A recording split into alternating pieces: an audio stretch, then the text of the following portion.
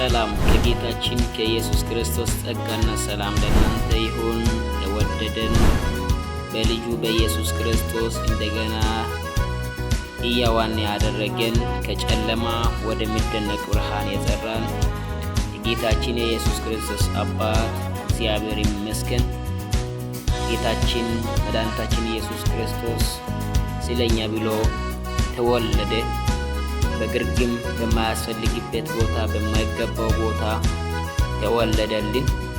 ስለዚህ እኛ የማይገባን ነበር፣ እኛ ክብር የማይገባን ነበር፣ ሞት የሚገባን ነበር፣ በጨለማ ስፍራ እንሆን ነበር። በልጁ በኢየሱስ ክርስቶስ ግን እግዚአብሔር አምላክ መጥቶ አዳነን። ጨለምተኝነታችንን አስወግዶ ከአብ ጋር አስታረቀን። ለእኛም ደግሞ በአብ ቀኝ ተቀምጦ ይማለድልናል፣ ከድካማችን ሁሉ ያግዘናል።